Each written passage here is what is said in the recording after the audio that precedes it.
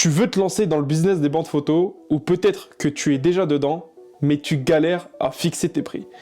On est tous passés par là, je te rassure. Dans cette vidéo, je vais te montrer comment calculer le prix de location de ton photoboot et pourquoi chaque élément compte. Et je vais t'expliquer les bases, c'est-à-dire prendre en compte tes coûts, analyser la concurrence et surtout définir ton positionnement. Et à la fin, tu auras une idée claire des tarifs à appliquer pour chaque type d'événement. Alors reste bien jusqu'à la fin de la vidéo si tu ne veux rien louper.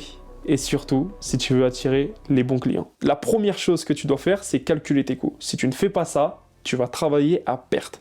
Et ça, on n'aime pas. En premier, on a les coûts fixes. Les coûts fixes, c'est tout ce que tu payes, que l'événement ait lieu ou pas. Par exemple, l'achat ou la location de ta borne.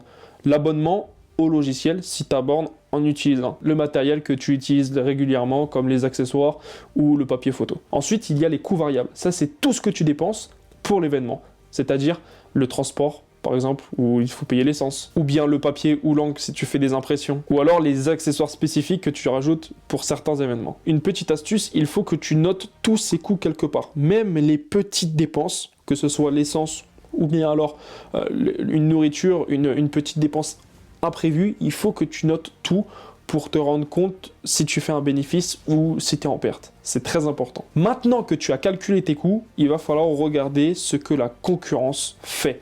Pourquoi? Tout simplement parce que eux le font eux-mêmes et surtout pour savoir toi où tu te situes par rapport à toute ta concurrence. Et pour faire cela, tu dois faire une recherche en ligne pour savoir ce que les autres loueurs dans ta région proposent. Note leurs tarifs, leurs options qu'ils proposent et leur style. Par exemple, est-ce qu'ils sont plutôt premium avec beaucoup de personnalisation ou alors ils sont plutôt standards pour toucher une plus large clientèle. Et essaie de comprendre pourquoi certains réussissent mieux que d'autres. Est-ce que c'est leur prix? Est-ce que c'est leur service? Est-ce que c'est leur branding? Et mon conseil, ne te positionne pas en dessous des personnes pour paraître moins cher. Si ton service est de qualité, il mérite son prix. Là, c'est une étape cruciale, ton positionnement. Est-ce que tu souhaites être accessible ou bien premium?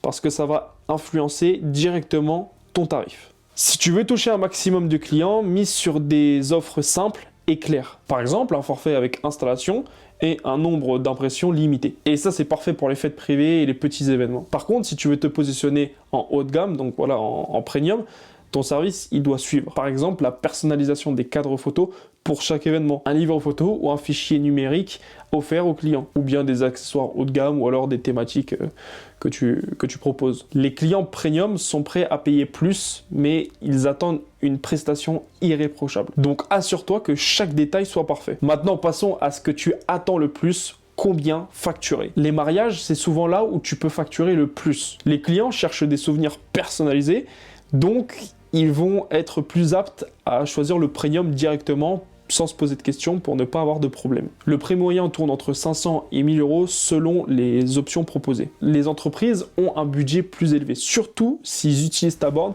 comme tout simplement un outil marketing. Le prix moyen tourne entre 600 et 1200 euros avec la personnalisation du cadre photo, donc avec le logo ou le slogan ou quelque chose comme ça, et puis avec une option où ils peuvent récupérer tous les mails. Et les anniversaires et les fêtes privées ont un budget un peu plus modeste, donc le budget tourne entre 300 et 600 euros aussi selon les options qu'ils choisissent. Le conseil que je peux te donner, c'est de commencer à tester tes prix sur quelques événements et ensuite tu analyses tout ça et tu peux remanier tes prix par rapport à ce que tu as analysé. Tu vois, fixer le prix de la location d'un photoboot, c'est pas lancer un chiffre comme ça au hasard. Il faut prendre en compte tes coûts, analyser le marché et surtout réfléchir à ton positionnement. Mais si tu veux aller plus loin, n'hésite pas à réserver un appel gratuit, le lien est en description. Et n'hésite pas à mettre en commentaire où tu te positionnerais, si t'es plus accessible ou alors premium. On arrive à la fin de la vidéo, n'hésite pas à liker et partager. Moi, c'était Antoine.